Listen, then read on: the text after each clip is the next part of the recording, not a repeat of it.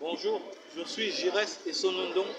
Je suis directeur technique du cabinet Géotopo Service, ingénieur géodésien à la base. Donc, le cabinet Géotopo Service, c'est un bureau d'études et de conseil d'ingénierie dans le domaine du génie civil, géomatique, cartographie, à Libreville. C'est un bureau de droit gabonais. Voilà.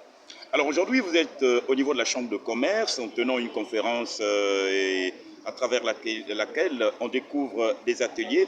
Quelle est l'importance qu'il y a à organiser cet événement? Ok, aujourd'hui nous voulons faire connaître les technologies du BIM et du SIG aux entrepreneurs et aux décideurs gabonais parce que ce sont des technologies qui nous permettent de pouvoir modéliser, conceptualiser des projets d'infrastructure, des projets de conception des villes, des ouvrages de façon très simple et bénéfique dans le temps, dans les coûts et dans la durée. D'où vous est donc venue cette initiative? Sur quelle base vous êtes inspiré?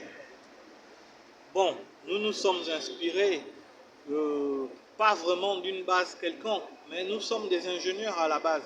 Et donc, en fonction de l'évolution de la technologie, nous voulons la partager et nous voulons arrimer notre pays qui est dans une nouvelle phase aujourd'hui dans le domaine afin que le Gabon soit aussi représenté dans tout ce qui est concert des nations au niveau technologique, au niveau de l'information.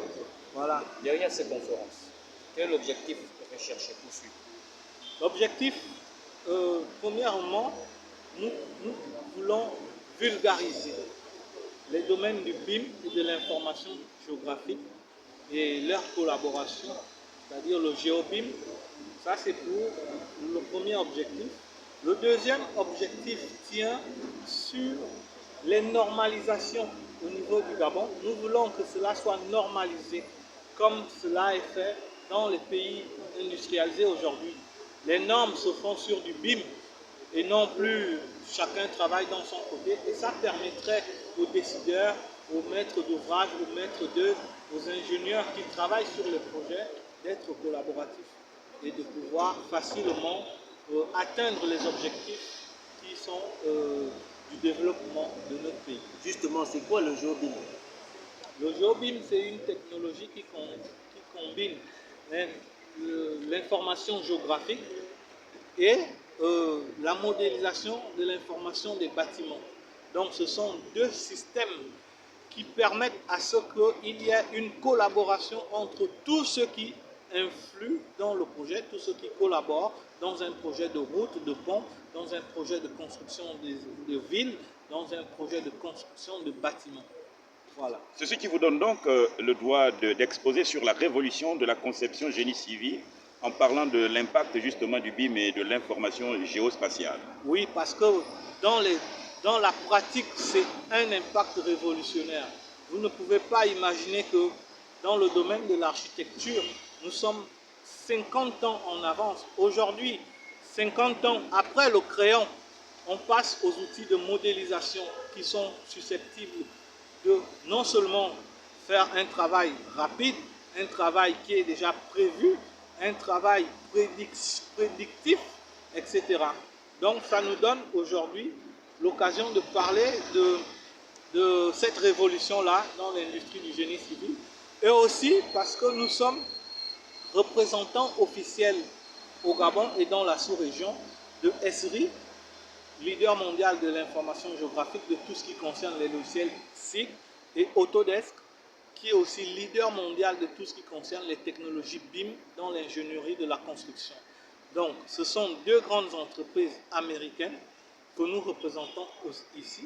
Donc, nous voulons aussi faire notre promotion de notre cabinet pour dire que des Gabonais aussi peuvent arriver à un certain niveau de technicité, à un certain niveau de rigueur dans leur travail. En tant que spécialiste, que pensez-vous justement de ces derniers événements que nous avons connus, notamment en matière de glissement de terrain, et occasionnant la chute de certains domiciles de nos compatriotes, parfois dans des zones dangereuses? C'est très regrettable parce qu'il y a eu des compatriotes, à ma connaissance, qui ont perdu des vies à cause de cela. D'où l'importance de ces outils pour urbaniser la ville comme cela se doit, selon les normes. Parce que lorsque cela n'est pas fait selon les normes, ce sont des compatriotes qui meurent et d'autres qui perdent des matériaux, des maisons, des habitats et qui les mettent dans une situation très difficile en termes économiques, en termes sociétals. Donc, nous encourageons les décideurs à s'arrimer à ces techniques, à s'arrimer à ces outils qui feront que mettre notre pays vers la marche vers le développement. Merci.